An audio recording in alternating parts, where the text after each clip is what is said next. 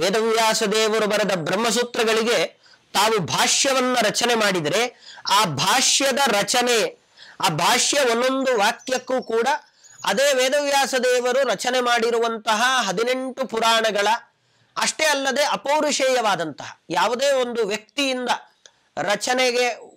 ರಚನೆ ಆಗದೇ ಇರುವಂತಹ ವೇದ ಮಂತ್ರಗಳ ಪುರಾಣ ವಾಕ್ಯಗಳ ಈ ಸಮ್ಮಿಲನವನ್ನು ಮಾಡಿ ಎರಡನ್ನ ಸೇರಿಸಿ ಇದು ವೇದವ್ಯಾಸ ದೇವರು ಹೇಳ್ತಾ ಇರುವಂತಹ ಅರ್ಥ. ಇದನ್ನು ನೀವು ಸೂಕ್ಷ್ಮವಾಗಿ ಗಮನಿಸಿದರೆ ನಿಮಗೂ ಈ ಸತ್ಯ ಗೊತ್ತಾಗುತ್ತೆ ಅಂತ ನಿರೂಪಣೆಯನ್ನ ಮಾಡಿಕೊಟ್ಟವರು ಆನಂದ ತೀರ್ಥ ಭಗವತ್ಪಾದಾಚಾರ್ಯರು.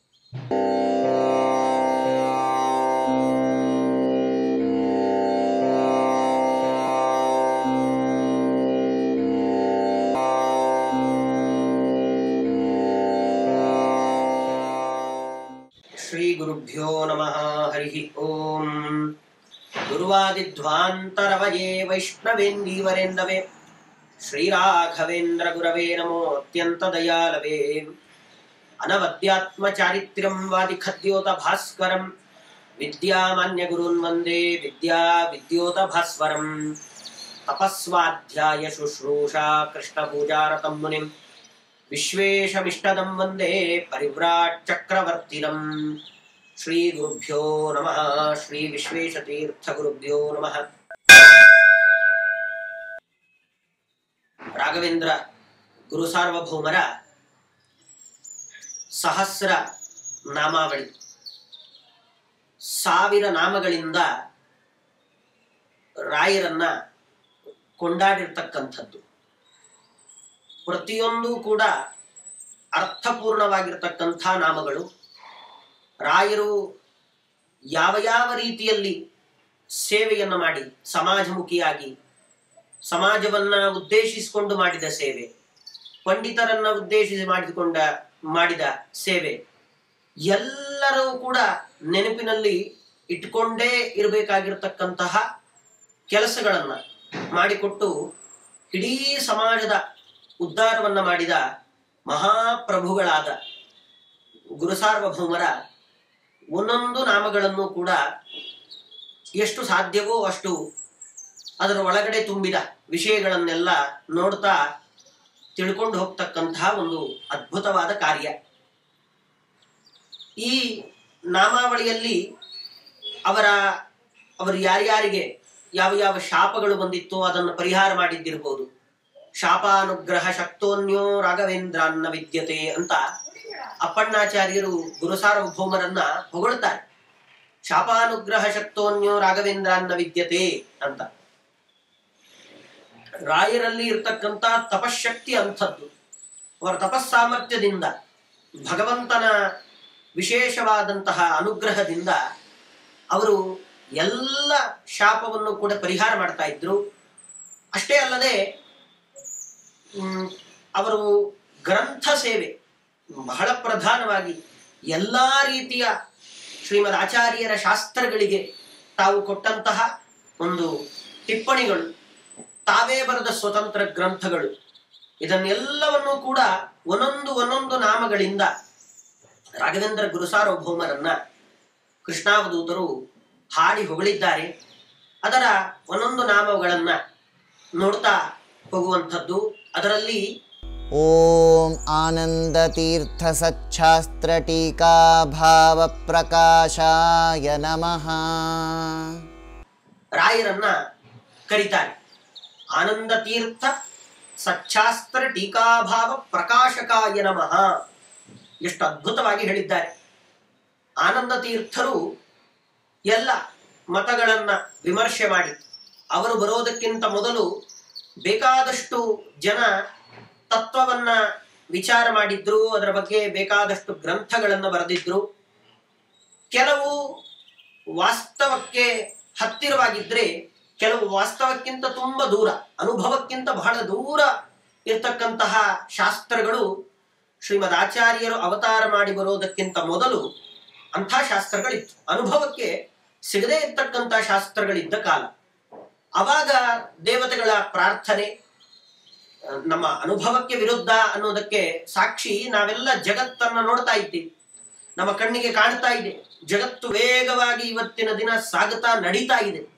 ನಮಗೆ ಮನುಷ್ಯರು ಕಾಣ್ತಾರೆ, ಮನುಷ್ಯರಲ್ಲಿ ಇರತಕ್ಕಂತಹ ಸ್ವಭಾವಗಳು ಕಾಣ್ತಾ ಇದೆ. ಅದು ಒಬ್ಬರಲ್ಲಿರುವ ಸ್ವಭಾವ ಮತ್ತೊಬ್ಬರಲ್ಲಿಲ್ಲ. ಒಬ್ಬರಿಗೆ ಸಿಹಿ ಪದಾರ್ಥ ಇಷ್ಟ ಆದ್ರೆ ಮತ್ತೊಬ್ಬರಿಗೆ ಖಾರ ಇಷ್ಟ ಆಗುತ್ತೆ, ಮತ್ತೊಬ್ಬರಿಗೆ ಹುಳಿ. ಹೀಗೆ ಆ ಒಬ್ಬೊಬ್ಬ ವ್ಯಕ್ತಿಯಲ್ಲಿ ಇರತಕ್ಕಂತಹ ಭೇದ ಅದು ನಮಗೆ ಸ್ಪಷ್ಟವಾಗಿ ಕಣ್ಣಿಗೆ ಕಾಣ್ತಾ ಇದೆ. ಮರ ಗಿಡಗಳಲ್ಲಿ ಇರತಕ್ಕಂತಹ ಭೇದ, ಒಂದು ಮರಕ್ಕಿಂತ ಇನ್ನೊಂದು ಮರ ಅದು ಬಹಳ ಭೇದ. ಈ ಮರ ಬಿಡುವ ಹಣ್ಣು, ಈ ಮರದಲ್ಲಿ ಬಿಡುವ ಹಣ್ಣಿನ ರುಚಿ ಆ ಮರಕ್ಕೆ ಬರೋದಿಲ್ಲ.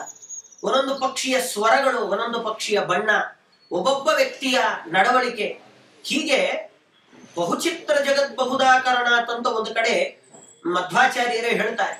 ಹಾಗೆ ಬಹಳ ವಿಚಿತ್ರವಾಗಿರ್ತಕ್ಕಂತಹ ಪ್ರಪಂಚ ಇದು ಅಂತ ಎಲ್ರಿಗೂ ಕಾಣ್ತಾ ಇದೆ. ಮತ್ತೆಲ್ಲವೂ ಸತ್ಯವಾಗಿದೆ. ಎಲ್ಲ ನಾವಿವತ್ತಿನ ದಿನ ಹಣ್ಣನ್ನ ಕಿತ್ಕೊಂಡು ತಿಂದ್ರೆ ನಮ್ಮ ಅನುಭವಕ್ಕೆ ಆ ಸಿಹಿ ಬರ್ತಾ ಇದೆ, ಆ ಸತ್ಯದ ಅನುಭವ ನಮಗಾಗ್ತಾ ಇದೆ.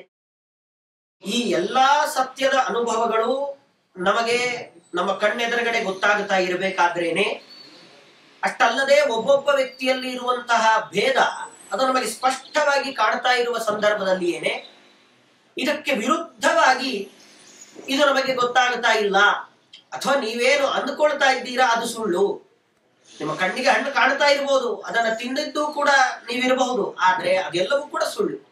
ನಿಮಗಾದ ಸಿಹಿ ಅನುಭವ ಅದು ಸುಳ್ಳು, ನಿಮ್ಮ ಕಣ್ಣಿಗೆ ಕಾಣುವ ನೋಟ ಅದು ಸುಳ್ಳು. ಹೀಗೆ ಕಾಣ್ತಕ್ಕಂತ ಪ್ರಪಂಚವನ್ನ, ಅನುಭವಿಸ್ತಕ್ಕಂತ ಪ್ರಪಂಚವನ್ನ ಎಲ್ಲವನ್ನೂ ಕೂಡ ಸುಳ್ಳು ಅಂತ ಹೇಳಿ ಕೆಲವು ಶಾಸ್ತ್ರಗಳು ಹೊರಟ್ರೆ, ಮತ್ತೆ ಕೆಲವು ಶಾಸ್ತ್ರಗಳು ಅದಕ್ಕಿಂತಲೂ ವಿಚಿತ್ರ, ಒಂದು ಹಂತದ ತನಕ ಸತ್ಯವನ್ನೊಪ್ಪಿ ಅದಾದ ಮೇಲೆ ಇರುವುದೆಲ್ಲ ಸುಳ್ಳು ಅಂತ ಹೇಳುವಂತಹ ಶಾಸ್ತ್ರಗಳು. ಹೀಗೆ ಒಬ್ಬ ವ್ಯಕ್ತಿಯ ಅನುಭವಕ್ಕೆ ದೂರವಾದ ವಿಷಯಗಳನ್ನು ನಿರೂಪಣೆ ಮಾಡುವಂತಹ ಬೇಕಾದಷ್ಟು ಶಾಸ್ತ್ರಗಳು ಶ್ರೀಮದ್ ಆಚಾರ್ಯರು, ಮಧ್ವಾಚಾರ್ಯರು ಅವತಾರ ಮಾಡುವುದಕ್ಕಿಂತ ಮೊದಲು ಇದ್ದವು. ಅದನ್ನೆಲ್ಲ ಗಮನದಲ್ಲಿಟ್ಟುಕೊಂಡು ಅವತಾರ ಮಾಡಿದವರು ಮಧ್ವಾಚಾರ್ಯರು. ಅವರು ನಮಗೆ ಕೊಟ್ಟ ಗ್ರಂಥ, ಅವರು ಆ ಗ್ರಂಥ ಬರಿತಕ್ಕಂಥ ರೀತಿ, ಅವರು ಹೇಳ್ತಕ್ಕಂಥ ವಿಚಾರಗಳು, ಇದೆಲ್ಲ ಯಾವುದು ಕಪೋಲ ಕಲ್ಪಿತ ಅಲ್ಲ. ನಮ್ಮ ಸುತ್ತಮುತ್ತ ನಾವೇನು ಇವತ್ತಿನ ದಿನ ಪುರಾಣಗಳನ್ನ, 18 ಪುರಾಣಗಳು, ಅದರಲ್ಲಿ ಒಳಗೊಂಡ ವಿಷಯಗಳು, ಅಥವಾ ಎಲ್ಲರಿಗೂ ಸಮ್ಮತವಾಗಿರತಕ್ಕಂಥ ಬ್ರಹ್ಮಸೂತ್ರ, ಅದನ್ನು ಬರೆದ ವೇದವ್ಯಾಸ ದೇವರು, ಆ ವೇದವ್ಯಾಸ ದೇವರ ಹೃದಯ, ಯಾವ ಅಭಿಪ್ರಾಯದಿಂದಾಗಿ ಈ ಸೂತ್ರ ಬರೆದಿದ್ದಾರೆ, ಅವರ ಅಭಿಪ್ರಾಯ ನನಗೆ ಮಾತ್ರ ಅರ್ಥ ಆಗ್ತಾ ಇದೆ ಅಂತ ಮಧ್ವಾಚಾರ್ಯರೆಲ್ಲೂ ಕೂಡ ಹೇಳೋದಿಲ್ಲ. ನನಗೆ ಮಾತ್ರ ಅರ್ಥ ಆಗ್ತಾ ಇದೆ. ಯಾಕೆ ನನಗೆ ಅರ್ಥ ಆಗ್ತಾ ಇದೆ ಅಂದ್ರೆ ಹಿನ್ನೆಲೆಗಳನ್ನು ಗಮನಿಸಿ ಅಂತ ಹೇಳ್ತಾ ಇದ್ರು. ವೇದವ್ಯಾಸ ದೇವರು ಬರೆದ ಬ್ರಹ್ಮಸೂತ್ರಗಳಿಗೆ ತಾವು ಭಾಷ್ಯವನ್ನ ರಚನೆ ಮಾಡಿದರೆ, ಆ ಭಾಷ್ಯದ ರಚನೆ, ಆ ಭಾಷ್ಯ ಒಂದೊಂದು ವಾಕ್ಯಕ್ಕೂ ಕೂಡ ಅದೇ ವೇದವ್ಯಾಸ ದೇವರು ರಚನೆ ಮಾಡಿರುವಂತಹ 18 ಪುರಾಣಗಳ, ಅಷ್ಟೇ ಅಲ್ಲದೆ ಅಪೌರುಷೇಯವಾದಂತಹ ಯಾವುದೇ ಒಂದು ವ್ಯಕ್ತಿಯಿಂದ ರಚನೆ ಆಗದೇ ಇರುವಂತಹ ವೇದ ಮಂತ್ರಗಳ ಪುರಾಣ ವಾಕ್ಯಗಳ ಈ ಸಮ್ಮಿಲನವನ್ನು ಮಾಡಿ ಎರಡನ್ನ ಸೇರಿಸಿ ಇದು ವೇದವ್ಯಾಸ ದೇವರು ಹೇಳ್ತಾ ಇರುವಂತಹ ಅರ್ಥ. ಇದನ್ನು ನೀವು ಸೂಕ್ಷ್ಮವಾಗಿ ಗಮನಿಸಿದರೆ ನಿಮಗೂ ಈ ಸತ್ಯ ಗೊತ್ತಾಗುತ್ತೆ ಅಂತ ನಿರೂಪಣೆಯನ್ನ ಮಾಡಿಕೊಟ್ಟವರು ಆನಂದ ತೀರ್ಥ ಭಗವತ್ಪಾದಾಚಾರ್ಯರು. ಪ್ರಸ್ತುತ ಇಲ್ಲಿ ಅದನ್ನೇ ಹೇಳ್ತಾ ಇದ್ದಾರೆ. ಆನಂದ ತೀರ್ಥ ಸಚ್ಚಾಸ್ತ್ರ ಟೀಕಾಭಾವ ಪ್ರಕಾಶಕಾಯ ನಮಃ. ಹಾಗಾದ್ರೆ ಆನಂದ ತೀರ್ಥರು ಅಂದ್ರೆ ಯಾರು ಅನ್ನೋದು ನಮಗೆ ಸ್ಪಷ್ಟ ಆಯ್ತು. ಅಂತ ಆನಂದ ತೀರ್ಥರು ಕೊಟ್ಟ ಶಾಸ್ತ್ರ ಅದು ಸಚ್ಚಾಸ್ತ್ರ. ಸಚ್ಚಾಸ್ತ್ರ ಅಂದ್ರೆ ಒಳ್ಳೆಯ ಶಾಸ್ತ್ರ, ಮತ್ತೆ ಸತ್ಯವನ್ನ ನಮಗೆ ತಿಳಿಸಿಕೊಟ್ಟಂತಹ ಶಾಸ್ತ್ರ. ಯಾವುದು ಸತ್ಯ ಅನ್ನೋದನ್ನ ನಮ್ಮ ಅನುಭವಕ್ಕೆ ಬರುವ ರೀತಿಯಲ್ಲಿ ಮಾಡಿದ ಶಾಸ್ತ್ರ ಅದು ಆನಂದ ತೀರ್ಥರ ಶಾಸ್ತ್ರ. ಅದಕ್ಕೆ ಅಂಥ ಆನಂದ ತೀರ್ಥ ಸಚ್ಚಾಸ್ತ್ರ, ಅದಕ್ಕೆ ಟೀಕಾ ಸಚ್ಚಾಸ್ತ್ರಗಳನ್ನ ಆನಂದ ತೀರ್ಥ ಭಗವತ್ಪಾದಾಚಾರ್ಯರು ಬರೆದು ಏನೋ ನಮಗೆ ಕೊಟ್ರು. ನಮ್ಮ ದುರ್ದೈವ ಎಂಥದ್ದು ಅಂದ್ರೆ ನಮ್ಮ ಬುದ್ಧಿಮಟ್ಟ ಅದು ಕಮ್ಮಿ ಆಗ್ತಾ ಬಂದಿದೆಯೇ ಹೊರತು ಬೆಳೀತಾ ಬಂದಿಲ್ಲ. ಎಲ್ಲರೂ ಏನ್ ಹೇಳ್ತಾರೆ, ಇವತ್ತು ಜಗತ್ತು ಬಹಳ ಮುಂದುವರೆದು ಬಿಟ್ಟಿದೆ, ಬೇಕಾದಷ್ಟು ಜನ ಬುದ್ಧಿವಂತರಿದ್ದಾರೆ, ಏನೇನೆಲ್ಲ ಆವಿಷ್ಕಾರಗಳನ್ನು ಮಾಡಿದ್ದಾರೆ, ಏನೇನು ಕಂಡು ಹಿಡಿದಿದ್ದಾರೆ, ಒಳ್ಳೆ ತೀಕ್ಷ್ಣ ಬುದ್ಧಿ ಪ್ರತಿಯೊಬ್ಬ ವ್ಯಕ್ತಿಗೂ ಇವಾಗ ಬೆಳೀತಾ ಇದೆ, ಹಿಂದಿನವರಿಗೆ ಅಷ್ಟೊಂದು ಬುದ್ಧಿ ಇರಲಿಲ್ಲ ಅನ್ಸತ್ತೆ ಎನ್ನುವ ರೀತಿಯಲ್ಲಿ ಮಾತಾಡ್ತಾರೆ. ಆದರೆ ಸರಿಯಾಗಿ ಗಮನಿಸಿದಾಗ ನಮಗೆ ಗೊತ್ತಾಗುತ್ತೆ, ಮೊದಲೆಲ್ಲ ಸಮಗ್ರವಾದ ವೇದವನ್ನ, ಸುಮ್ಮನೆ ಒಂದು ಅಂದಾಜು ಹೇಳೋದಾದ್ರೆ 2 ಲಕ್ಷ ಮಂತ್ರಗಳನ್ನ ತಲೆಯಲ್ಲಿ ಹಾಗೆ ಇಟ್ಕೊಂಡಿರ್ತಾ ಇದ್ರು. 2 ಲಕ್ಷ ಮಂತ್ರಗಳನ್ನ ಹಾಗೆ ತಲೆಯಲ್ಲಿ ಉಳಿತಾ ಇತ್ತು. ಎಲ್ಲಾ ಪುರಾಣದ ಶ್ಲೋಕಗಳು ಅದೊಂದು ಲಕ್ಷ ಸಂಖ್ಯೆಯಲ್ಲಿದ್ರೆ ಅಷ್ಟೂ ಶ್ಲೋಕಗಳು ಅವರ ತಲೆಯಲ್ಲಿ ಉಳಿತಾ ಇತ್ತು. ಹೀಗೆ ಲಕ್ಷ ಲಕ್ಷ ಶ್ಲೋಕಾತ್ಮಕವಾದಂತಹ ಗ್ರಂಥಗಳನ್ನ ತಮ್ಮ ತಲೆಯಲ್ಲೇ ಇಟ್ಕೊಂಡಿರ್ತಕ್ಕಂಥವ್ರು ಹಿರಿಯರು, ಋಷಿಮುನಿಗಳು ಹಿರಿಯರು ಎಲ್ಲ ತಲೆಯಲ್ಲೇ ಇಟ್ಕೊಂಡಿರ್ತಾ ಇದ್ರು. ಯಾವ ವಿಷಯವೂ ಕೂಡ ಪುಸ್ತಕದ ಅಪೇಕ್ಷೆಯೇ ಇರಲಿಲ್ಲ. ಯಾರು ದಾರಿಯಲ್ಲಿ ನಿಲ್ಲಿಸಿ ಕೇಳಿದ್ರು ಯಾವುದೇ ವಿಷಯದ ಬಗ್ಗೆ ಸ್ಪಷ್ಟವಾಗಿ ಉತ್ತರ ಕೊಡ್ತಾ ಇದ್ರು. ರಾತ್ರಿ ಮಲಗಿದ್ದಾಗ ಮಧ್ಯರಾತ್ರಿಯಲ್ಲಿ ಎಬ್ಬಿಸಿ ಕೇಳಿದ್ರು ಕೂಡ ಉತ್ತರ ಸ್ಪಷ್ಟವಾಗಿ ಬರ್ತಾ ಇತ್ತು. ಯಾಕೆಂದ್ರೆ ಅವರು ಪುಸ್ತಕವನ್ನು ನಂಬಿಕೊಂಡು ಬದುಕಿದವರಲ್ಲ, ಮಸ್ತಕವನ್ನು ನಂಬಿಕೊಂಡು ಬದುಕಿದವರು. ಅಂದ್ರೆ ಅವರ ತಲೆ, ಅದರ ಒಳಗಡೆ ಭಗವಂತನ ಅನುಗ್ರಹದಿಂದ ಶ್ರಮಪಟ್ಟು ಅದಕ್ಕೆ ಅಂತ ಸಮಯವನ್ನ ಕೊಟ್ಟು ಎಲ್ಲ ವಿಷಯಗಳನ್ನು ತಲೆಯಲ್ಲಿ ತುಂಬಿ ಇಟ್ಕೊಳ್ತಾ ಇದ್ದ ಕಾಲ ಆವಾಗಿನ ಕಾಲ. ನಾವು ಯಾವಾಗ ಪುಸ್ತಕಕ್ಕೆ, ವಸ್ತುಗಳ ಮೇಲೆ ಅವಲಂಬಿತರಾಗ್ತಾ ಹೋದ್ವಿ, ನಮ್ಮ ಜ್ಞಾನ ಕಮ್ಮಿ ಆಗ್ತಾ ಹೋಯ್ತು. ಇವತ್ತು ಒಬ್ಬ ವ್ಯಕ್ತಿ ತಾನು ಅಂಗಡಿಗೆ ಹೋದಾಗಲೂ ಸಹಿತ 10 ರೂಪಾಯಿ ಒಂದು ಪದಾರ್ಥಕ್ಕೆ 5 ರೂಪಾಯಿ ಇರುತ್ತೆ, 10 ರೂಪಾಯಿಯನ್ನ ಕೊಡ್ತಾನೆ. ಉಳಿದದ್ದು ಎಷ್ಟು ಅನ್ನೋದನ್ನು ಕೂಡ ತನ್ನ ಮೊಬೈಲ್ನಲ್ಲಿ ಲೆಕ್ಕ ಹಾಕ್ತಾನೆ. 10ರಲ್ಲಿ 5 ಹೋದ್ರೆ ಇನ್ನು 5 ಉಳಿಯತ್ತೆ ಅನ್ನೋದನ್ನ ಲೆಕ್ಕ ಹಾಕ್ತಾನೆ. ಇವತ್ತು ಅಷ್ಟು ವೇಗವಾಗಿ ಅವನಿಗೆ 5 ರೂಪಾಯಿ ಇಸ್ಕೊಂಡು ಬರಬೇಕು ಅನ್ನೋದೇ ಗೊತ್ತಾಗದೆ ಇರುವಷ್ಟು ನಾವು ದಡ್ಡರಾಗ್ತಾ ಇದ್ದೀವಿ. ಹೆಸರಿಗೆ ಬುದ್ಧಿವಂತರಾಗಿ ಸಾಕ್ತಾ ಇದ್ದೀವಿ ಅಂತಷ್ಟೇ. ಅಂಥ ಕಾಲ ಇತ್ತು. ಹಾಗಾಗಿ ಆನಂದ ತೀರ್ಥ ಭಗವತ್ಪಾದಾಚಾರ್ಯರು ನಮಗೇನು ಶಾಸ್ತ್ರವನ್ನ ಕೊಟ್ಟರು ಅದನ್ನ ನೇರವಾಗಿ ಅರ್ಥ ಮಾಡಿಕೊಳ್ಳುವಂತಹ ಬುದ್ಧಿವಂತಿಕೆ ಅವರಿಗಿತ್ತು. ಅವರು ಆಡಿದ ಮಾತೆಲ್ಲ ಅವ್ರಿಗೆ ಹಾಗೆ ಗೊತ್ತಾಗ್ತಾ ಇತ್ತದು. ಅದರ ಕಾಲ ಕಳೆದಂತೆ ಯಾವಾಗ ಅವಲಂಬಿತರಾಗ್ತಾ ಹೋದ್ವಿ, ಮತ್ತೊಬ್ಬರ ಅವಲಂಬನೆ, ಅವರು ಬೇಕೇ ಬೇಕು. ಗುರುಗಳಿಲ್ಲದೆ ಅಧ್ಯಯನ ಮಾಡಬಾರದು. ಗುರುಗಳ ಮೂಲಕ, ಗುರುಗಳ ಅನುಗ್ರಹದಿಂದ, ಗುರುಗಳ ಸೇವೆಯನ್ನ ಮಾಡಿಯೇನೆ ವಿದ್ಯೆಯನ್ನ ಪಡ್ಕೊಳ್ಬೇಕು. ಇಲ್ಲದೇ ಇದ್ರೆ ನಾವು ವಿದ್ಯೆಯನ್ನು ಸಂಪಾದನೆ ಎಷ್ಟೇ ಮಾಡಿದ್ರು ಅದು ಪ್ರಯೋಜನಕ್ಕೆ ಬರೋದಿಲ್ಲ. ವಿದ್ಯೆ ಸಂಪಾದನೆ ಮಾಡಬೇಕಾಗಿದ್ದರೆ ನಮಗೆ ಗುರುಗಳ ಅನುಗ್ರಹ ಬಹಳ ಅತ್ಯವಶ್ಯಕ. ಗುರುಗಳನ್ನ ಅವಲಂಬಿಸಿಕೊಂಡು ಆವಾಗಿನ ಕಾಲದಲ್ಲಿ ಶ್ರೀಮದಾಚಾರ್ಯರ ವಾಕ್ಯಗಳನ್ನ ಅರ್ಥ ಮಾಡಿಕೊಳ್ಳುವಂತಹ ಸಾಮರ್ಥ್ಯ ಇತ್ತು. ಕಾಲ ಕಳೆದಂತೆ ಆಚಾರ್ಯರ ವಾಕ್ಯಗಳು ಅರ್ಥ ಆಗದೆ ಇರುವಂತಹ ಸ್ಥಿತಿಗೆ ಬಂತು. ಅಂದ್ರೆ ಅದು ನಮ್ಮ ಬುದ್ಧಿಮಟ್ಟ ಕಮ್ಮಿ ಆಯಿತು ಅಂತ ಅಷ್ಟೇ ಅರ್ಥ. ಅವಾಗ ಬಂದವರೇ ಜಯತೀರ್ಥರು. ಅವರನ್ನ ಟೀಕಾಕೃತ್ಪಾದರು ಅಂತಲೇ ಕರೀತಾರೆ. ಯಾಕೆಂದ್ರೆ ನಮಗೆ ಯಾವ್ಯಾವ ಅಂಶದಲ್ಲಿ ತಪ್ಪಾಗಿ ನಾವು ತಿಳ್ಕೊಳ್ತಾ ಇದ್ವೋ ಶ್ರೀಮದ್ ಆಚಾರ್ಯರ ಮಾತುಗಳನ್ನ, ಆ ಜಾಗದಲ್ಲೆಲ್ಲ ನಮಗೆ ಟೀಕಾಕೃತ್ಪಾದರು ಬಂದು ನೀವು ಈ ತರ ತಪ್ಪು ತಿಳ್ಕೊಳ್ತಾ ಇದ್ದೀರಾ, ಹೀಗಲ್ಲ ಇದಕ್ಕೆ ಅರ್ಥ ಈ ರೀತಿಯಾಗಿದೆ. ಆಚಾರ್ಯರ ಹೃದಯವನ್ನ ನಮಗೆ ತೆರೆದಿಟ್ಟವರು ಟೀಕಾಕೃತ್ಪಾದರು. ಅವರು ಅದಕ್ಕೆ ಇದರಲ್ಲಿ ಹೇಳ್ತಾ ಆನಂದ ತೀರ್ಥ ಸಚ್ಚಾಸ್ತ್ರ ಅದೊಂದು ಭಾಗ. ಅದಾದ ಮೇಲೆ ಅವರು ಹೇಳುವಂತಹ ಮಾತು ಟೀಕಾಭಾವ. ಟೀಕಾಕೃತ್ಪಾದರು ಬಂದು ಆನಂದ ತೀರ್ಥರ ಮಾತುಗಳಿಗೆ ಎಷ್ಟು ಅಗಾಧವಾದ ಅರ್ಥ ಇದೆ.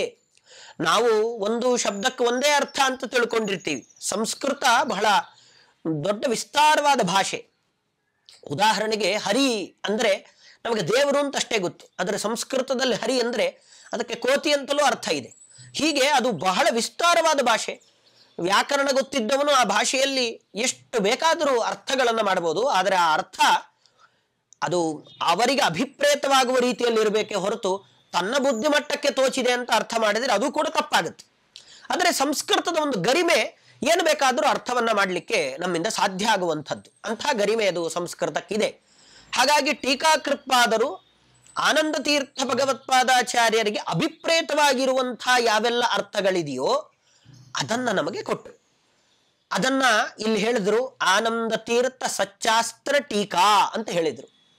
ಆ ಟೀಕಾ ಗ್ರಂಥಗಳನ್ನ ಅವಲಂಬಿಸಿಕೊಂಡು ದೊಡ್ಡ ಜ್ಞಾನಿಗಳೆಲ್ಲ ವೇದವ್ಯಾಸ ದೇವರ ಆನಂದ ತೀರ್ಥ ಭಗವತ್ಪಾದಾಚಾರ್ಯರ ಮಾತುಗಳನ್ನ ಬಹಳ ಚೆನ್ನಾಗಿ ಅರ್ಥ ಮಾಡಿಕೊಂಡ ಕಾಲ ಅದೊಂದು ಕಾಲಘಟ್ಟ. ನಾವು ಇನ್ನೂ ಕೆಳಗಡೆಗೆ ನಮ್ಮ ಬುದ್ಧಿಮಟ್ಟ ಇನ್ನೂ ಕೆಳಗಾಗ್ತಾ ಬಂತು. ಕೆಳಗಾಗಿ ನಮಗೆ ಯಾವ ಪರಿಸ್ಥಿತಿಗೆ ಬಂದ್ವಿ ನಾವು ಅಂದ್ರೆ, ನಮಗೆ ನೇರವಾಗಿ ವೇದವ್ಯಾಸ ದೇವರ ಬ್ರಹ್ಮಸೂತ್ರವೂ ಅರ್ಥ ಆಗೋದಿಲ್ಲ, ಆನಂದ ತೀರ್ಥ ಭಗವತ್ಪಾದಾಚಾರ್ಯರ ಭಾಷ್ಯವೂ ನಮಗೆ ಅರ್ಥ ಆಗ್ತಾ ಇಲ್ಲ, ಟೀಕಾಕೃತ್ಪಾದರು ಬರೆದ ಅರ್ಥವೂ ಅರ್ಥ ಆಗ್ತಾ ಇಲ್ಲ. ಅರ್ಥ ಆಗ್ತಾ ಇಲ್ಲ ಅಂದ್ರೆ ನಮ್ಮ ಬುದ್ಧಿ ಆ ಹಂತಕ್ಕೆ ತಲುಪ್ತಾ ಇಲ್ಲ. ಇದು ಕೇಳಿದ್ರೆ ಆಶ್ಚರ್ಯ ಅನಿಸಬಹುದು. ಹಿಂಗ್ಯಾಕಾಗತ್ತೆ, ಅವ್ರು ಬರೆದಿದ್ಮೇಲೆ ನಮಗದು ಅರ್ಥ ಆಗಬೇಕಲ್ಲ ಅಂತ ಅನಿಸುತ್ತೆ. ಒಂದು ಲೌಕಿಕವಾಗಿ ನೋಡೋದಾದ್ರೆ ನಾವಿವತ್ತು ಎಷ್ಟೇ ಬುದ್ಧಿವಂತರಾಗಿರಬಹುದು, ಏನೇ ಮಾಡಬಹುದು, ಆದರೆ ಮೊದಲು ಒಂದು ವಿಜ್ಞಾನ ಯಾವ ಹಂತದಲ್ಲಿತ್ತೋ, ಮೊದಲು ವಿಜ್ಞಾನ ಇವಾಗ ಒಂದು ಆ ಕರೆಂಟ್ ಅನ್ನು ಕಂಡುಹಿಡಿದ ಸಂದರ್ಭ ಇರಬಹುದು, ಏನೇ ಇರಬಹುದು, ಆ ಸಂದರ್ಭಗಳಿಗೆ ಆ ವ್ಯಕ್ತಿಗಳು ಪಟ್ಟ ಕಷ್ಟ ಇವತ್ತು ಅದೇ ಥಿಯರಿಯನ್ನ ಯಾರೋ ಒಬ್ಬ ಬಳಸಿ ಅವನು ಅದನ್ನೇ ಕಂಡುಹಿಡಿಯಲಿಕ್ಕೆ ಸಾಧ್ಯ ಆಗ್ತಾ ಇಲ್ಲ. ಯಾಕೆ? ಅದಕ್ಕೆ ಅವನು ಇನ್ನೊಬ್ಬರನ್ನ ಅಪೇಕ್ಷಿಸ್ಕೊಳ್ತಾನೆ, ಅದನ್ನು ಇನ್ನೂ ಸ್ವಲ್ಪ ಸರಿಪಡಿಸ್ಬೇಕಾಗತ್ತೆ. ಸರಿಪಡಿಸಿ ಆಮೇಲೆ ಕೂತ್ಕೊಂಡ್ರು ಮೊದಲು ಮಾಡಿದ ವ್ಯಕ್ತಿ ಏನಿದೆಯೋ ಅದನ್ನೇ ನಮ್ಮಿಂದ ಮಾಡ್ಲಿಕ್ಕೆ ಸಾಧ್ಯ ಆಗೋದಿಲ್ಲ. ಯಾಕೆ? ನಮ್ಮ ಬುದ್ಧಿ ಕ್ಷಮತೆ ಅದು ಕಮ್ಮಿ ಆಗ್ತಾನೆ ಬಂದಿರೋದೇ ಹೊರತು ಜಾಸ್ತಿ ಆಗ್ತಾ ಬಂದಿಲ್ಲ. ಟೀಕಾಕೃತ್ಪಾದರ ವಾಕ್ಯಗಳು ನಮಗೆ ಅರ್ಥ ಆಗದೆ ಇದ್ದಾಗ ಮಕ್ಕಳಿಗೆ ಹೇಳಿದ ರೀತಿಯಲ್ಲಿ ಯಾರೂ ಅರ್ಥ ಆಗಿಲ್ಲ ಅನ್ನೋ ಮಾತು ಅವರ ಬಾಯಲ್ಲೇ ಬರಬಾರದು. ಆ ರೀತಿಯಲ್ಲಿ ಟೀಕಾಕೃತ್ಪಾದರ ವಾಕ್ಯಗಳಿಗೂ ಅರ್ಥವನ್ನ ಕೊಟ್ಟಂತಹ ಮಹಾನುಭಾವರು ಅಂದರೆ ಅವರು ರಾಘವೇಂದ್ರ ಗುರು ಸಾರ್ವಭೌಮರು. ರಾಯರು ನಾವು ನೋಡಿದ ಹಾಗೆ ರಾಘವೇಂದ್ರ ತೀರ್ಥ ಶ್ರೀಪಾದಂಗಳವರು ಎಲ್ಲ ಜನರಿಗೆ ಯಾವ ರೀತಿಯಲ್ಲಿ ಕಾಣ್ತಾರೆ ಅಂದ್ರೆ ಕೇಳಿದ್ದನ್ನೆಲ್ಲ ಕೊಡ್ತಾರವರು. ಕಾಮಧೇನು, ಕಲ್ಪವೃಕ್ಷ, ಅವರ ಎದುರುಗಡೆ ಕೂತು ನಾವು ಏನು ಕೇಳಿದ್ರು ಕೊಡ್ತಾರೆ ಅಂತಹ ಮಹಾನುಭಾವರವರು. ಇದು ಒಂದು ಮುಖ ರಾಯರದ್ದು. ಪಂಡಿತ ವರ್ಗ ಅಂತಿದೆಯಲ್ಲ, ಅಂದ್ರೆ ಅಧ್ಯಯನ ಮಾಡ್ತಕ್ಕಂಥವರು, ಮಹಾಭಾರತ ಇರಬಹುದು, ಯಾವುದೇ ಶಾಸ್ತ್ರಗಳನ್ನು ಅಧ್ಯಯನ ಮಾಡಬೇಕಾದ್ರೆ ಏನು ಅಭಿಪ್ರಾಯ ಈ ವಾಕ್ಯಕ್ಕೆ ಅನ್ನೋದು ಅದರಲ್ಲಿ ಪ್ರಧಾನ ಆಗುತ್ತೆ. ಈ ಒಂದು ವಾಕ್ಯ ಇದ್ರೆ ಆ ವಾಕ್ಯ ಏನನ್ನ ತಿಳಿಸ್ಕೊಡ್ತಾ ಇದೆ ಅನ್ನೋದು ಗೊತ್ತಾಗ್ಬೇಕಾಗತ್ತೆ. ಅದೇನು ಹೇಳ್ತಿದೆ ಅನ್ನೋದು ನಮಗೆ ಗೊತ್ತಾಗಬೇಕಾಗಿದ್ರೆ ನಾವು ರಾಯರನ್ನ ಅವರ ಪಾದಕ್ಕೆ ಶರಣಾಗಲೇಬೇಕು. ಗುರುಗಳು ಅಂದ್ರೆ ರಾಘವೇಂದ್ರ ಪ್ರಭುಗಳೇ. ಅವರ ಪಾದಕ್ಕೆ ಶರಣಾದ್ರೆ ಅವರು ಕೊಟ್ಟ ಏನು ವ್ಯಾಖ್ಯಾನಗಳಿದೆ ಅದನ್ನು ಓದಿದರೆ ಸುಲಭವಾಗಿ ಇದು ಮೂರೂ ವಿಭಾಗಗಳು ನಮಗೆ ಗೊತ್ತಾಗುತ್ತೆ. ವೇದವ್ಯಾಸದೇವರ ಅಭಿಪ್ರಾಯ, ಆನಂದ ತೀರ್ಥ ಭಗವತ್ಪಾದಾಚಾರ್ಯರ ಅಭಿಪ್ರಾಯ, ಟೀಕಾಕೃತ್ಪಾದರ ಅಭಿಪ್ರಾಯ, ಈ ಮೂರೂ ಅಭಿಪ್ರಾಯವನ್ನ ಮತ್ತೇನದರಲ್ಲಿ ಕಷ್ಟಪಡುವ ಅವಶ್ಯಕತೆ ಇಲ್ಲ. ಒಬ್ಬ ಸಂಸ್ಕೃತ ಜ್ಞಾನ ಇರ್ತಕ್ಕಂಥವನು, ಸ್ವಲ್ಪ ವೇದಾಂತದ ಪರಿಚಯ ಇರ್ತಕ್ಕಂಥ ವ್ಯಕ್ತಿ ರಾಯರ ವ್ಯಾಖ್ಯಾನಗಳನ್ನು ತೆಗೆದರೆ ಸಾಕು, ಅವನೇ ಹೇಳ್ತಾನೆ ಇಷ್ಟು ಸುಲಭನ ಇದು. ಯಾಕೆ? ಅದು ರಾಯರ ತಪಸ್ಸು, ರಾಯರು ನಮಗೆ ಮಾಡಿದ ಬಹಳ ದೊಡ್ಡ ಉಪಕಾರ. ಇವತ್ತು ಅವರು ಆ ಕೆಲಸ ಮಾಡದೇ ಇದ್ದಿದ್ರೆ ನಮಗೆ ಶಾಸ್ತ್ರಗಳು ಅರ್ಥವೇ ಆಗ್ತಾ ಇರಲಿಲ್ಲ. ಆ ಸ್ಥಿತಿಗೆ ತಲುಪ್ತಾ ಇದ್ವಿ ನಾವು. ಇವತ್ತು ಯಾರೇ ದೊಡ್ಡ ದೊಡ್ಡ ವಿದ್ವಾಂಸರಿರ್ಬೋದು, ಯಾರೇ ಇರ್ಬೋದು, ಯಾರನ್ನೇ ಕೇಳಿದ್ರು ಉದ್ಗ್ರಂಥಗಳು ಅಂದ್ರೆ ದೊಡ್ಡ ದೊಡ್ಡ ಗ್ರಂಥಗಳು ಅಂತ ಏನಿದೆ, ಆ ಗ್ರಂಥಗಳನ್ನು ನೀವು ಓದ್ತಿರಲ್ಲ, ಓದಬೇಕಾದ್ರೆ ನಿಮಗೆ ಅದು ಹೇಗೆ ಅರ್ಥ ಆಗತ್ತೆ ಅಂದ್ರೆ ಎಲ್ಲರ ಬಾಯಲ್ಲಿ ಬರುವ ಒಂದೇ ಮಾತೇನು ಅಂದ್ರೆ ನಾವೆಲ್ಲ ರಾಯರು ಬರೆದ ವ್ಯಾಖ್ಯಾನವನ್ನು ಓದ್ತೇವೆ, ನಮಗೆ ಸುಲಭವಾಗಿ ಗೊತ್ತಾಗತ್ತೆ. ರಾಘವೇಂದ್ರ ತೀರ್ಥ ಶ್ರೀಪಾದಂಗಳವರು ಬರೆದ ವ್ಯಾಖ್ಯಾನ ಓದ್ತೇವೆ, ನಮಗೆ ಅರ್ಥ ಆಗುತ್ತೆ. ನೇರವಾಗಿ ಗೊತ್ತಾಗಲ್ವಾ ಅಂದ್ರೆ ಇಲ್ಲ, ನೇರವಾಗಿ ಗೊತ್ತಾಗೋದು ಸ್ವಲ್ಪ ಕಷ್ಟ ಇದೆ. ರಾಯರು ಕೊಟ್ಟ ವ್ಯಾಖ್ಯಾನ ಇಟ್ಕೊಂಡ್ಬಿಟ್ರೆ ಅದು ಎರಡು ಅಷ್ಟು ಸುಲಭವಾಗಿ ನಮಗೆ ಅರ್ಥ ಆಗೋಗುತ್ತೆ. ಏನು ಯೋಚನೆನೇ ಮಾಡೋ ಹಾಗಿರೋಲ್ಲ. ಸುಲಭವಾಗಿ ತಿಳ್ಕೊಳ್ಬೇಕು ಅಂದ್ರೆ ಸ್ಕೂಲಲ್ಲಿ ಟೀಚರ್ ಪಾಠ ಮಾಡ್ತಾರೆ ನಿಜ, ಅವರು ಪಾಠ ಮಾಡಿದ್ದು ನಮಗೆ ಅರ್ಥ ಆಗುತ್ತೆ ನಿಜ. ಆದರೆ ಮಕ್ಕಳನ್ನು ಯಾಕೆ ಟ್ಯೂಷನ್ಗೆ ಸೇರಿಸ್ತಾರೆ? ಅಥವಾ ಮನೆಯಲ್ಲಿ ತಾಯಿ ಯಾಕೆ ಹೇಳ್ಕೊಡ್ತಾರೆ? ತಾಯಿ ಹೇಳ್ಕೊಡ್ಬೇಕಾದ್ರೆ ತಾಯಿ ಹೇಳ್ಕೊಡುವ ಹಿನ್ನೆಲೆಯಲ್ಲಿ ಮಮತೆಯೂ ಇರುತ್ತೆ. ಅದರ ಜೊತೆಗೆ ಆ ತಾಯಿಯ ಭಾಷೆ ನಮಗೆ ಸುಲಭವಾಗಿ ಗ್ರಾಸ್ಪ್ ಆಗ್ತಾ ಇರುತ್ತೆ, ಬೇಗ ನಮಗೆ ಗೊತ್ತಾಗೋಗುತ್ತೆ, ಅರ್ಥ ಮಾಡ್ಕೊಳ್ತೀವಿ. ಆ ಪ್ರೀತಿಯೂ ಅದರ ಜೊತೆಗೆ ಕೂಟಿರುತ್ತೆ. ಟೀಚರ್ಗೆ ನಮ್ಮ ಮೇಲೆ ಪ್ರೀತಿ ಇಲ್ಲ ಅಂತ ಅರ್ಥ ಅಲ್ಲ. ಕೆಲವೊಂದು ದೃಷ್ಟಾಂತಗಳಿಗೆ ಎಲ್ಲ ಕಡೆಯಲ್ಲೂ ಕೂಡ ಸಮನ್ವಯ ಆಗ್ಲಿಕ್ಕೆ ಸಾಧ್ಯ ಆಗೋದಿಲ್ಲ. ಹಾಗಾಗಿ ರಾಯರು ಯಾವ ರೀತಿಯಲ್ಲಿ ಅಂದ್ರೆ ನಮ್ಮ ಮನೆಯಲ್ಲೇ ನಮ್ಮ ಪ್ರೀತಿಯ ತಾಯಿ ನಮಗೆ ಯಾವ ರೀತಿಯಾಗಿ ಕೈ ಹಿಡಿದು ಅಕ್ಷರಗಳನ್ನು ತಿದ್ದಿ ಹೇಳಿಕೊಡ್ತಾಳೋ ಹಾಗೆ ಜಯತೀರ್ಥರ, ಆನಂದ ತೀರ್ಥ ಭಗವತ್ಪಾದಾಚಾರ್ಯರ, ವೇದವ್ಯಾಸ ದೇವರ ಮಾತುಗಳನ್ನ ಕೈ ಹಿಡಿದು ಹೇಳಿಕೊಡ್ತಕ್ಕಂತಹ ವ್ಯಾಖ್ಯಾನಗಳು ಅಂದ್ರೆ ಅದು ರಾಘವೇಂದ್ರ ಗುರು ಸಾರ್ವಭೌಮರು ಬರೆದಿರತಕ್ಕಂಥ ವ್ಯಾಖ್ಯಾನಗಳು. ಅದಕ್ಕೆ ಅವರನ್ನು ಒಂದೇ ಮಾತಲ್ಲಿ ಆನಂದ ತೀರ್ಥ ಸಚ್ಚಾಸ್ತ್ರ ಟೀಕಾಭಾವ ಪ್ರಕಾಶಕಾಯ ನಮಃ ಅಂತ ಹೇಳಿತು. ಪ್ರಕಾಶಕಾಯ ನಮಃ. ಪ್ರಕಾಶ ಅಂದ್ರೆ ಬೆಳಕು. ಯಾವುದರ ಬೆಳಕನ್ನು ನಮಗೆ ರಾಯರು ಕೊಟ್ಟರು? ನಾವೆಲ್ಲ ಕತ್ತಲೆಯಲ್ಲಿ ಕೂತ್ಕೊಂಡಿದ್ವಿ.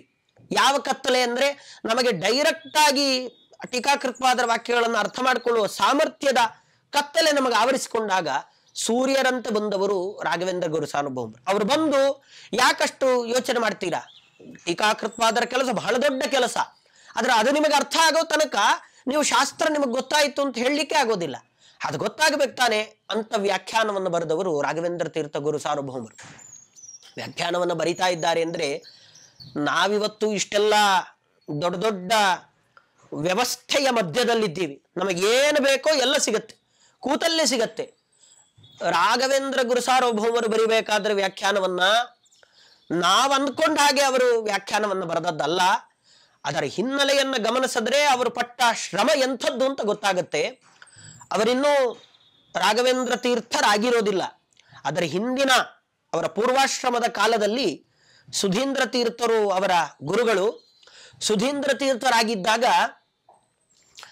ಅವರು ರಾಯರು ಮಠಕ್ಕೆ ಕರಿತಿರ್ತಾರೆ, ಇವರನ್ನು ಬರಬೇಕು, ಮಠದಲ್ಲೇ ಇರ್ಬೇಕು ನೀವು ಅಂತ. ವೆಂಕಟನಾಥ ಅಂತ ಅವರ ಹೆಸರು. ಅವರನ್ನು ಕರಿತಾ ಇರ್ತಾರೆ, ಬರ್ಬೇಕು ನೀವು, ಮಠದಲ್ಲಿ ಉಳ್ಕೊಳ್ಬೇಕು ಅಂತ. ಮಠದಲ್ಲಿ ಉಳ್ಕೊಳ್ಳಿಕ್ಕೆ ಇವರಿಗೆ ಸಂಕೋಚ, ಬೇಡ ನಾನು ಮಠದಲ್ಲಿ ಇರೋದಿಲ್ಲ ಅಂತ. ಆ ಮಠದಲ್ಲಿ ಉಳ್ಕೊಳ್ಳಿಕ್ಕೆ ಸಂಕೋಚ, ಸ್ವಲ್ಪ ಸಂಕೋಚದ ಸ್ವಭಾವ. ಅವ್ರೇನ್ ಮಾಡ್ತಿದ್ರು ಅಂದ್ರೆ, ಮಠದ ಹೊರಗಡೆ ಒಂದು ಪಾಳು ಬಿದ್ದ ಮಂಟಪ ಇರ್ತಾ ಇತ್ತು ಸ್ವಲ್ಪ ದೂರದಲ್ಲಿ. ಆ ರಾತ್ರಿ ಎಲ್ಲ ಮಲ್ಕೊಂಡಾಗ ರಾಯರು ಅಲ್ಲಿಗೆ ಹೋಗ್ತಿದ್ರಂತೆ. ಅಂದ್ರೆ ಪೂರ್ವಾಶ್ರಮದಲ್ಲಿ ವೆಂಕಟನಾಥರಾಗಿದ್ದಾಗ ಆ ಮಂಟಪದ ಒಳಗಡೆ ಹೋಗೋದು. ಒಳಗಡೆ ಹೋಗಿ ಒಂದಿಷ್ಟು ಒಣಗಿದ ಎಲೆಗಳನ್ನ ಸಂಗ್ರಹ ಮಾಡೋದು, ಬೇಕಾದಷ್ಟು ಎಲೆಗಳು, ಒಂದು ರಾಶಿ ರಾಶಿ ಎಲೆಗಳನ್ನು ತುಂಬಿಕೊಂಡು ಅದನ್ನೆಲ್ಲ ಒಂದು ಕಡೆ ಗುಡ್ಡೆ ಹಾಕೊಳ್ಳೋದು ಆ ಮಂಟಪದ ಒಳಗಡೆ. ವೆಂಕಟನಾಥ ಅವರು ಬಂದು ಅಲ್ಲಿ ಕೂತ್ಕೊಳ್ಬೇಕು. ಕೂತ್ಕೊಂಡು ಒಂದೊಂದು ಎಲೆಗಳನ್ನ, ಒಂದು ದೀಪ ಹಚ್ಕೊಳ್ಳೋದು, ಒಂದೊಂದು ಎಲೆಗಳನ್ನ ಸುಡೋದು. ಅದರ ಪ್ರಕಾಶ, ಅದರ ಬೆಂಕಿ ಏನು ಬರುತ್ತೆ, ಆ ಒಂದು ಪ್ರಕಾಶದ ಕೆಳಗಡೆ ನಮಗೆಲ್ಲ ಇವತ್ತು ಪ್ರಕಾಶವನ್ನು ಕೊಟ್ಟವರು ರಾಘವೇಂದ್ರ ತೀರ್ಥ ಗುರು ಸಾರ್ವಭೌಮರು. ರಾತ್ರಿ ಎಲ್ಲ ನಿದ್ದೆ ಇಲ್ಲದೆ ತಾವು ಆ ಬೆಳಕಲ್ಲಿ ಒಂದೊಂದು ಎಲೆಗಳನ್ನು ಉರಿಸೋದು, ಆ ಎಲೆಯಲ್ಲಿ ಏನು ಬೆಳಕು ಬರುತ್ತೋ ಆ ಬೆಳಕಲ್ಲಿ ಬರಿತಾ ಹೋಗೋದು. ಎಂಥ ಗ್ರಂಥದ ಮೇಲಿನ, ಟೀಕಾಕೃತ್ಪಾದರ ಮೇಲಿನ, ಆನಂದ ತೀರ್ಥ ಭಗವತ್ಪಾದಾಚಾರ್ಯರ, ವೇದವ್ಯಾಸ ದೇವರ ಮೇಲಿನ ಭಕ್ತಿ ಶ್ರದ್ಧಾ ಅಂದ್ರೆ ಈ ರೀತಿ. ಅದಕ್ಕೆ ಆನಂದ ತೀರ್ಥ ಸಚ್ಚಾಸ್ತ್ರ ಟೀಕಾಭಾವ ಪ್ರಕಾಶಕಾಯ ನಮಃ ಅಂದ್ರೆ ಇಷ್ಟು ಎಲ್ಲ ಅರ್ಥಗಳು ಅದರೊಳಗಡೆ ತುಂಬಿಕೊಳ್ಳುತ್ತೆ. ಅವರ ಆ ಶ್ರಮಕ್ಕೆ ಸಂದ ಬೆಲೆ ಅದು.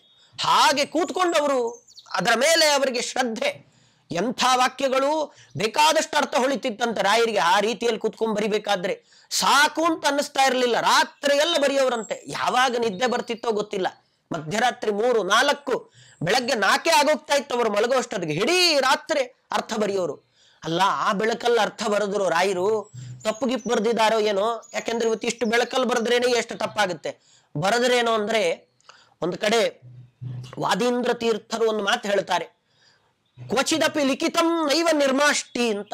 ಇದಕ್ಕೆ ಅರ್ಥ ಏನು ಅಂದ್ರೆ, ರಾಯರು ತಮ್ಮ ಇಡೀ ಜೀವನದಲ್ಲಿ ಏನೆಲ್ಲ ಗ್ರಂಥಗಳನ್ನು ಬರೆದಿದ್ದಾರೆ, ಒಂದು ಸತಿ ಪೆನ್ನಿಟ್ಟು ಸ್ಟಾರ್ಟ್ ಮಾಡಿದರು ಅಂದ್ರೆ ಇವತ್ತಿನ ತನಕ ಅವರ ಜೀವನದ ಇತಿಹಾಸದಲ್ಲಿ ಅದನ್ನು ಒಡೆದಾಕಿದ್ದು ಅಂತಿಲ್ಲ. ತಪ್ಪು ವಾಕ್ಯವನ್ನೇ ಬರೆದಿಲ್ಲ ಅವರು. ಯಾವ ಬೆಳಕಲ್ಲಿ ಕೂತರು ಏನು, ಮನಸ್ಸೆಲ್ಲ ಗ್ರಂಥದ ಮೇಲಿದೆ, ಶ್ರದ್ಧೆ ಇದೆ, ಭಗವಂತನನ್ನ ಒಳಗಡೆ ತುಂಬಿಸಿಕೊಂಡಿದ್ದಾರೆ. ತಪ್ಪು ಬರ್ಲಿಕ್ಕೆ ಹೇಗೆ ಸಾಧ್ಯ? ಅದಕ್ಕೆ ಕೃಷ್ಣಾವಧೂತರು ಕಂಠಪೂರ್ತಿಯಾಗಿ ರಾಯರನ್ನ ಹೊಗಳುವ ಬಗೆ ಹೇಗೆ ಅಂದ್ರೆ, ಆನಂದ ತೀರ್ಥ ಸಚ್ಚಾಸ್ತ್ರ ಟೀಕಾ ಭಾವ ಪ್ರಕಾಶಕಾಯ ನಮಃ ಅಂತ ಇಷ್ಟೆಲ್ಲ ವಿಷಯಗಳನ್ನ ತಲೆಯಲ್ಲಿಟ್ಕೊಂಡು ಕಣ್ಣಲ್ಲಿ ನೀರು ಹಾಕ್ತಾ ಇಂಥದ್ದೊಂದು ಹೀಗೆ ನೀವು ಸೇವೆಯನ್ನ ಕೊಟ್ರಿ. ಇದಕ್ಕೆ ನಾವೇನ್, ನಿಮಗೆ ಏನ್ ಪ್ರತ್ಯುಪಕಾರ ನಮ್ಮಿಂದ ಏನ್ ಮಾಡ್ಲಿಕ್ಕೆ ಸಾಧ್ಯ? ರಾಯರಿಗೆ ಏನು ನಮ್ಮಿಂದ ಮಾಡ್ಲಿಕ್ಕೆ ಆಗೋದಿಲ್ಲ. ಆ ಗ್ರಂಥಗಳನ್ನು ಅಧ್ಯಯನ ಮಾಡೋದು ಒಂದೇ ನಮಗೆ ಅವರಿಗೆ ಕೊಡ್ತಕ್ಕಂತಹ ಒಂದು ದೊಡ್ಡ ಗುರುದಕ್ಷಿಣೆ. ಅದು ಬಿಟ್ರೆ ಮತ್ತೆ ನಾವೇನನ್ನೂ ಕೊಡ್ಲಿಕ್ಕೆ ಸಾಧ್ಯ ಇಲ್ಲ. ಅಂತಹ ರಾಯರ ಒಂದು ಅದ್ಭುತವಾದ ಒಂದು ನಾಮಾವಳಿಯಲ್ಲಿ ಇದೊಂದು ನಾಮ ಅಂತ ಹೇಳ್ತಾ ನನ್ನ ಮಾತನ್ನು ಮುಗಿಸ್ತೇನೆ. ಕೃಷ್ಣಾರ್ಪಣಮಸ್ತು.